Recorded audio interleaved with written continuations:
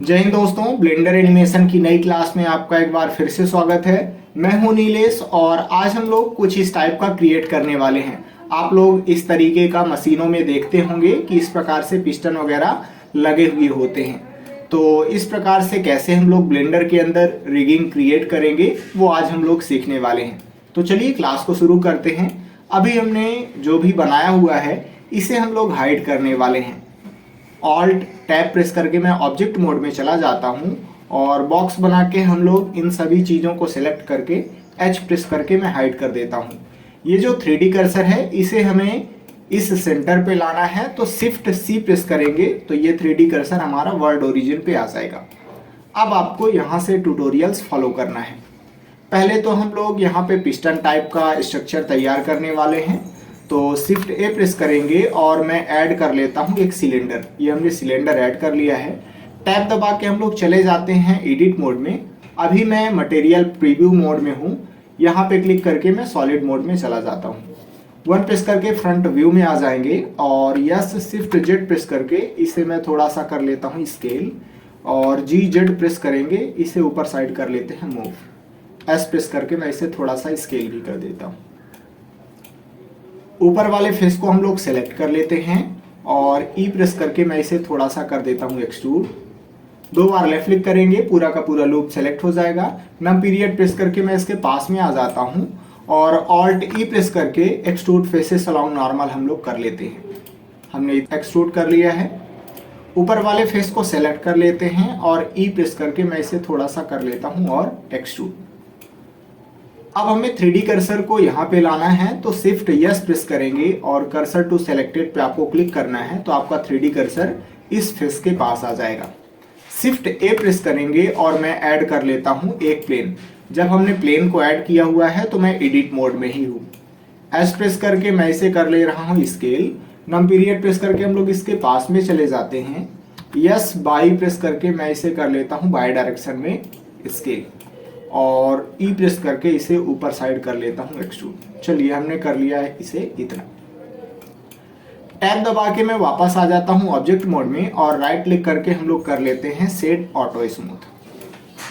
Tab दबा के वापस चले जाते हैं हम लोग इसी सिलेंडर के एडिट मोड में।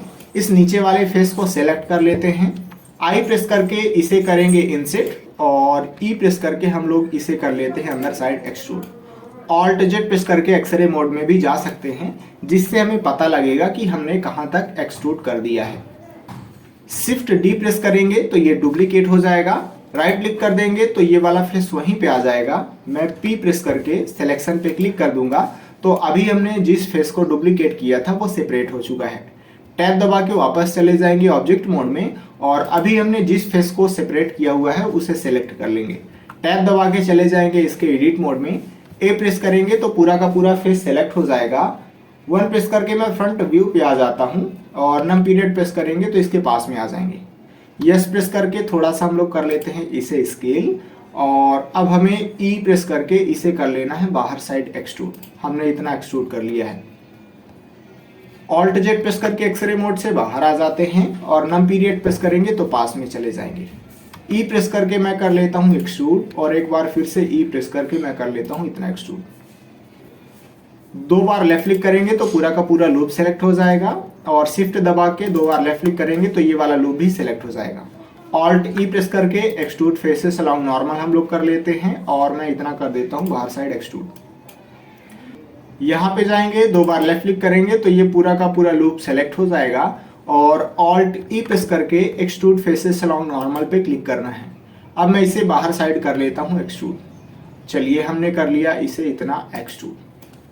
नीचे वाले फेस को हम लोग सेलेक्ट कर लेते हैं। 1 प्रेस करके फ्रंट व्यू में आ जाएंगे और ई प्रेस करके मैं इसे नीचे साइड कर देता हूँ एक्सट्रूड। मैं इतना एक्सट्रूड कर देता हूँ। 3D कर्सर को हमें यहाँ पे लाना है। शिफ्ट यस प्रेस करेंगे और कर्सर टू सेलेक्टेड पे क्लिक करना है, तो 3D कर्सर हमारा यहाँ पे आ जाएगा। शिफ्ट ए प्रेस करेंगे और मैं ऐड कर लेता हूँ एक प्लेन। अभी मैं एडिट मोड में ही हूँ।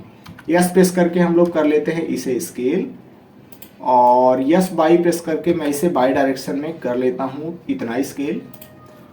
1 प्रेस करके फ्रंट व्यू में आ जाएंगे और ई प्रेस करके मैं इसे नीचे साइड कर लेता हूँ एक्सट्रूड। हमने कर लिया इसे इतना। टैब दबा के वापस आ जाएंगे ऑब्जेक्ट मोड में और राइट क्लिक करके सेट ऑटो स्मूथ कर लेते हैं। अब आप देखिए कि हमने ये ऊपर वाला पिस्टन बना लिया है और ये नीचे वाला पिस्टन ये हमने बना लिया है। ये दोनों अलग अलग ऑब्जेक्ट है। हमें यहाँ पे होल करना है तो हम लोग बूलियन मॉडिफायर का यूज कर लेते हैं। सबसे पहले एक सिलेंडर ऐड करेंगे, शिफ्ट ए प्रेस करेंगे और मैं सिलेंडर ऐड कर लेता हूँ। राइट क्लिक करेंगे, सेट ऑटो स्मूथ कर लेते हैं। टैब दबा के चले जाएंगे इस सिलेंडर के एडिट मोड में, RX90 प्रेस करके मैं इसे 90 डिग्री रोटेट कर लेता हूँ। 1 प्रेस करके हम लोग फ्रंट व्यू में आ जाएंगे।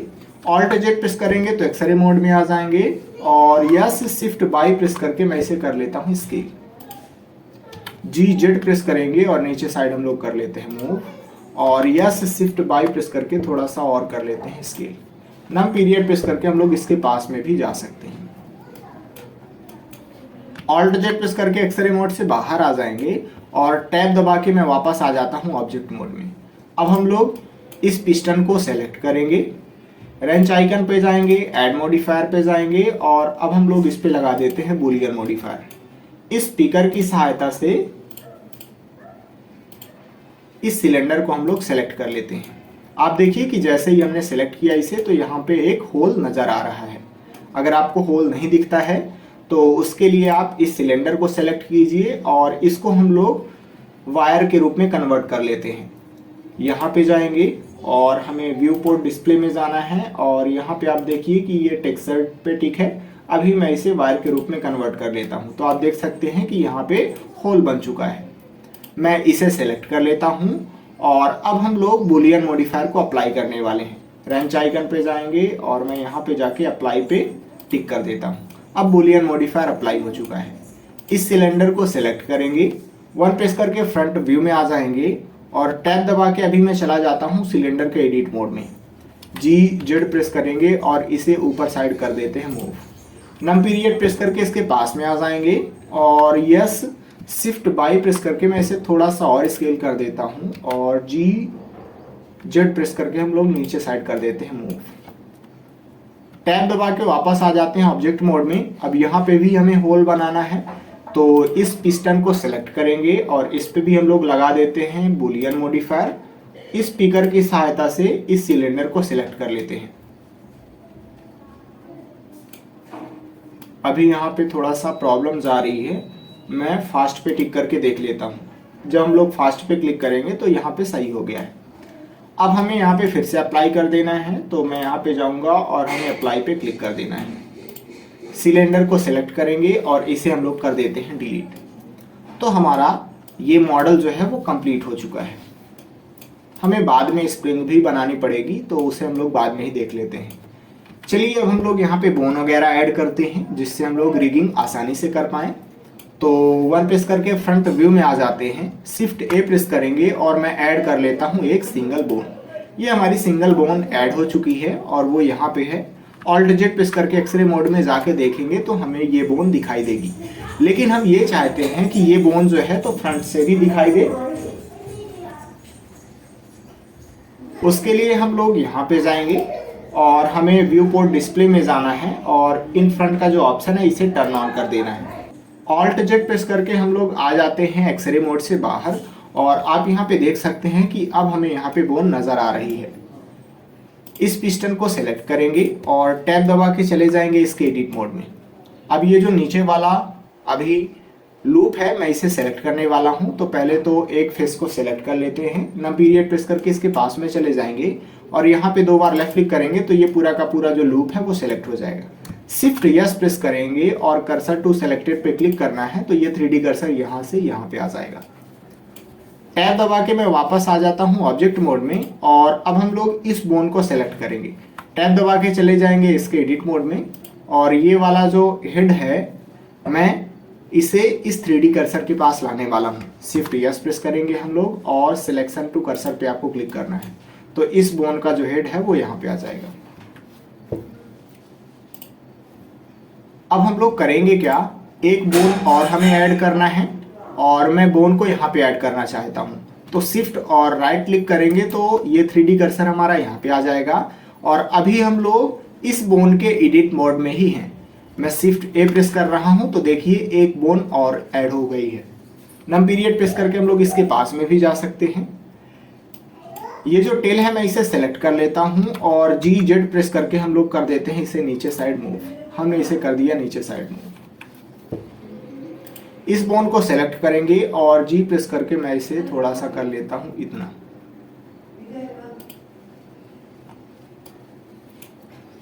अब हम लोग करेंगे क्या, सबसे पहले तो 1 प्रेस करके फ्रंट व्यू में आ जाते हैं और इस टेल को सेलेक्ट करके मैं जी जेड प्रेस करके इसे कर देता हूं ऊपर साइड मूव। अब हम लोग टैब दबा के वापस आ जाते हैं ऑब्जेक्ट मोड में। अब हमें पेरेंटिंग करनी है।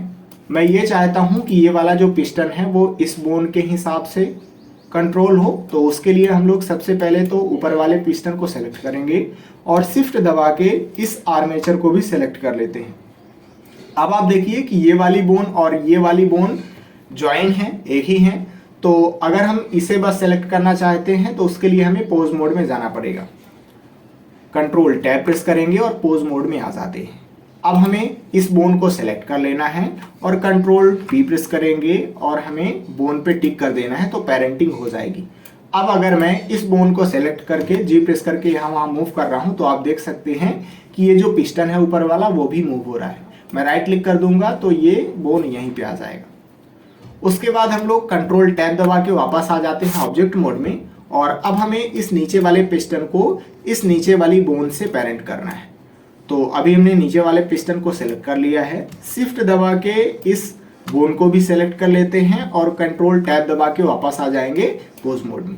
अब इस नीचे वाले बोन को सेलेक्ट करना है आपको और कंट्रोल पी प्रेस करके बोन पे टिक कर देना है, तो यहाँ पे भी पेरेंटिंग अच्छे से हो जाएगी। अगर मैं जी प्रेस करके मूव कर रहा हूँ तो आप देख सकते हैं कि नीचे वाला जो सिलेंडर है वो नीचे वाली बोन के साथ जुड़ चुका है और ये जो ऊपर वाला सिलेंडर है ये ऊपर वाली बोन के साथ जुड़ चुका है। 1 प्रेस करके हम लोग फ्रंट व्यू में आ जाते हैं और अभी आप देखिए कि जब मैं नीचे वाली बोन को सेलेक्ट करके जी प्रेस करके यहाँ वहाँ मूव कर रहा हूँ तो यहाँ पे जो हमारा ऊपर वाला सिलेंडर है वो इसकी तरफ नहीं मुड़ रहा है, तो उसके लिए अब हमें कांस्टेंट लगाना पड़ेगा।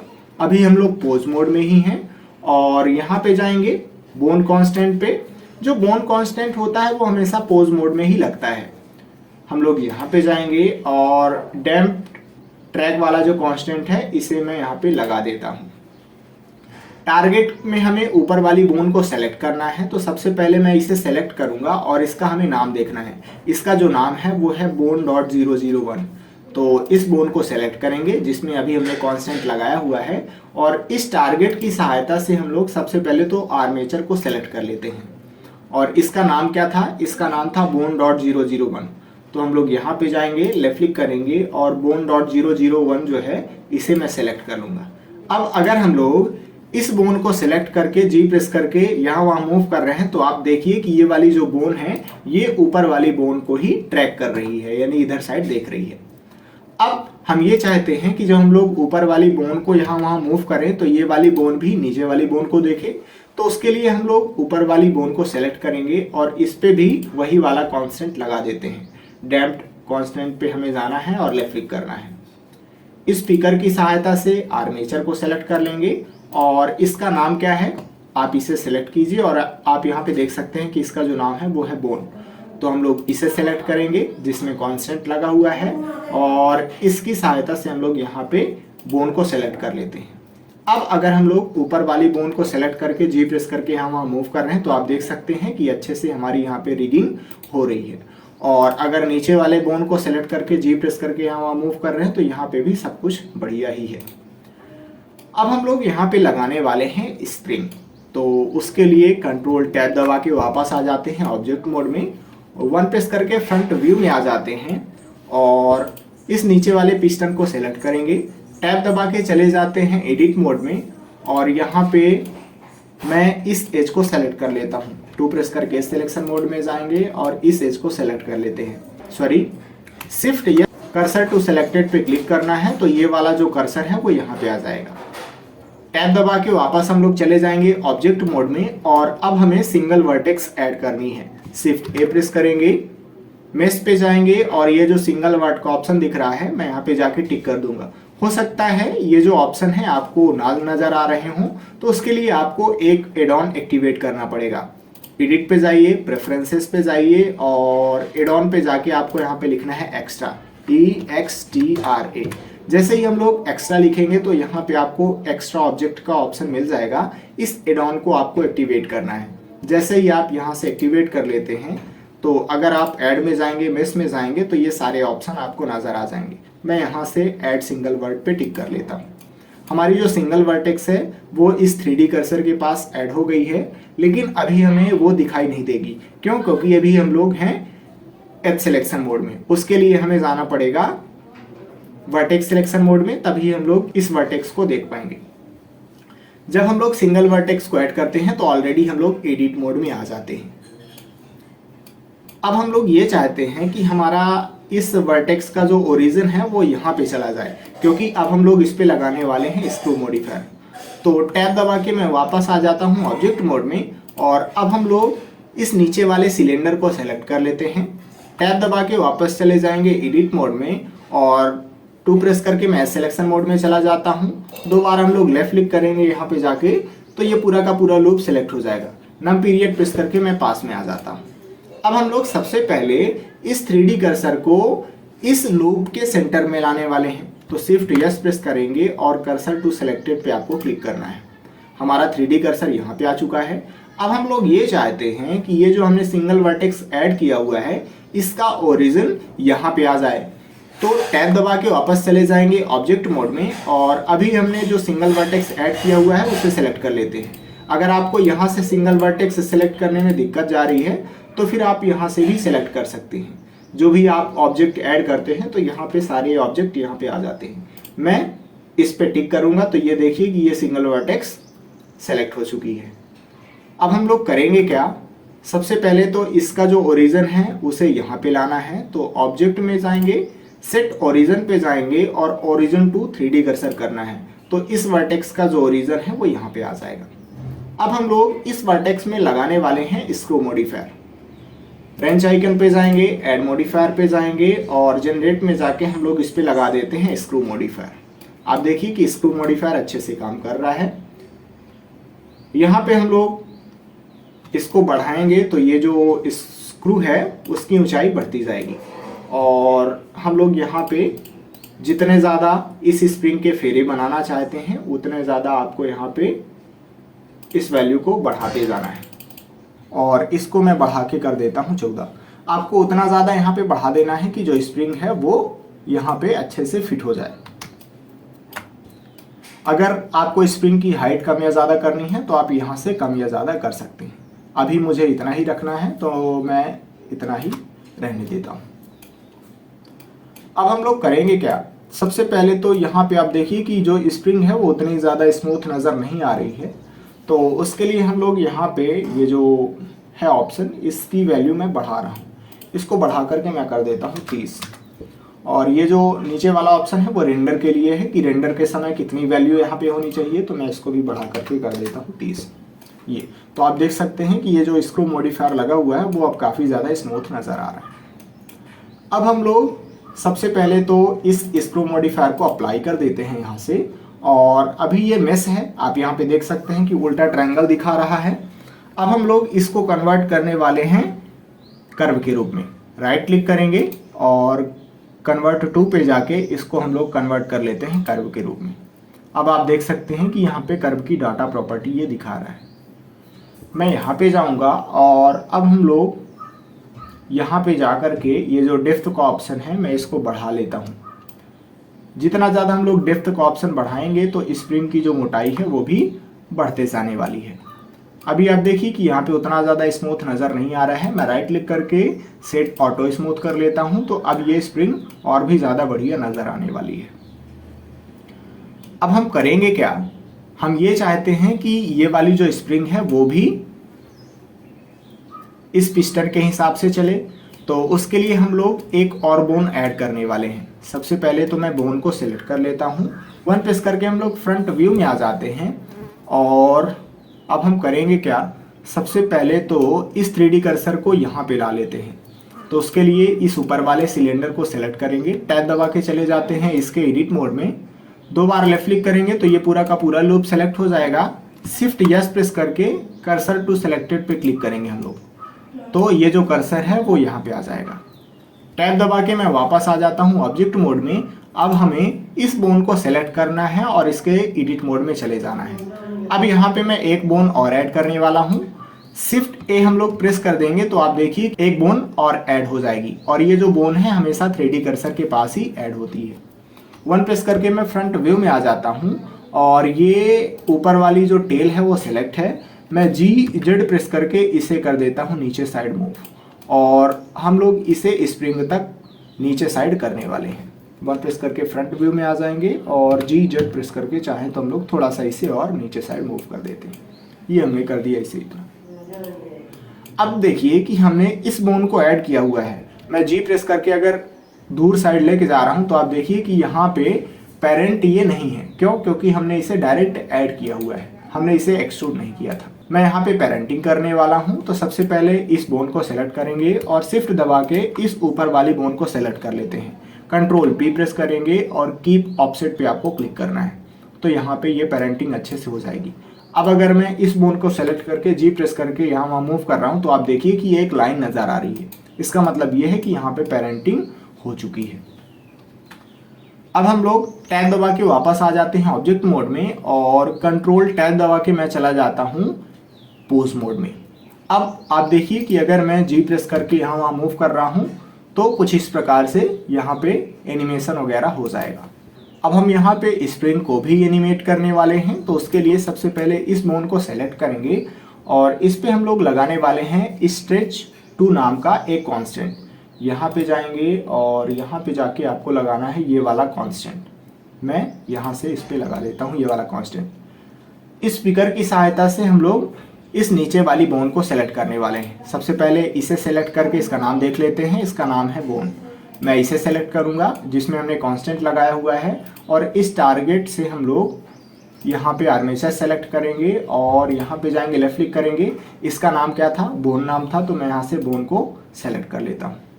अगर हम लोग इस नीचे वाली बोन को सेलेक्ट करके G प्रेस करके यहाँ वहाँ मूव करते हैं तो देखिए कि अच्छे से हमारी रिगिंग हो रही है। अब हमें स्प्रिंग को भी यहाँ पे इस बोन से अटैच करना है, तो कंट्रोल टैब दबा के मैं वापस आ जाता हूँ ऑब्जेक्ट मोड में। इस स्प्रिंग को सेलेक्ट करेंगे और शिफ्ट दबा के मैं इस बोन को सेलेक्ट कर लेता हूँ। कंट्रोल टैब दबाएंगे तो पोज मोड में आ जाएंगे और मैं इस मिडल वाली बोन को सेलेक्ट करके कंट्रोल P प्रेस करूँगा और बोन पे हमें सेलेक्ट करना है। तो अब देखिए कि यहाँ पे जो स्प्रिंग है वो भी इस बोन के साथ पेरेंट हो चुकी है। अब अगर हम लोग इस नीचे वाली बोन को सेलेक्ट करेंगे और G प्रेस करके यहाँ वहाँ मूव करेंगे तो आप देखिए कि यहाँ पे जो हमारी स्प्रिंग है वो अच्छे से काम कर रही है। 1 प्रेस करके मैं फ्रंट व्यू में आ जाता हूँ और यहाँ पे आप देख सकते हैं कि अच्छे से यहाँ पे जो हमारा पिस्टन है वो काम कर रहा है। तो कुछ इस तरीके से हम लोग इसका भी एनिमेशन वगैरह दे सकते हैं। अब हमने आपको ऑलरेडी सिखाया हुआ है कि आप की फ्रेम वगैरह लगा दीजिए और यहाँ पे आप अच्छे से कर पाएंगे एनिमेशन। अभी यहाँ पे देखिए कि जो स्प्रिंग है वो फैल रही है, सिकुड़ रही है, तो उसके लिए हम लोग करें क्या, इस मिडिल वाली बोन को सेलेक्ट कर लेते हैं और यहाँ मेंटेन वॉल्यूम का ऑप्शन है, मैं इस पे जाके टिक कर देता हूँ, यानी कि हमें नन पे क्लिक कर देना है। अब यहाँ पे अच्छे से रिगिंग हो जाएगी। 1 प्रेस करके फ्रंट व्यू में आ जाते हैं और G प्रेस करके इसे देखिए कि सब कुछ बढ़िया ही नज़र आ रहा है। अगर आपको ये जो बोन है वो दूसरे तरीके में दिखानी है तो सबसे पहले मैं बोन को सेलेक्ट कर लेता हूँ और हम लोग यहाँ पे जाएंगे और हम लोग बोन को दूसरे तरीके में कन्वर्ट कर लेते हैं। जैसे मैं स्टिक के रूप में कन्वर्ट कर लेता हूँ। इससे होगा क्या कि अब जो हमारा व्यू था पहले ख़राब हो रहा था, अब वो काफ़ी हद तक सही हो गया है। हम लोग आसानी से इन पिस्टन को और स्प्रिंग को देख पा रहे हैं। G प्रेस करके हम मूव करेंगे तो सारी चीज़ें अच्छे से बढ़िया हो रही हैं। तो कुछ इस तरीके से आज हमने कांस्टेंट का यूज़ करते हुए रिगिंग की है, और जो बचे हुए कांस्टेंट हैं उनको हम लोग आगे की क्लासेस में समझेंगे कि कैसे उनका यूज़ करके भी रिगिंग करी जा सकती है।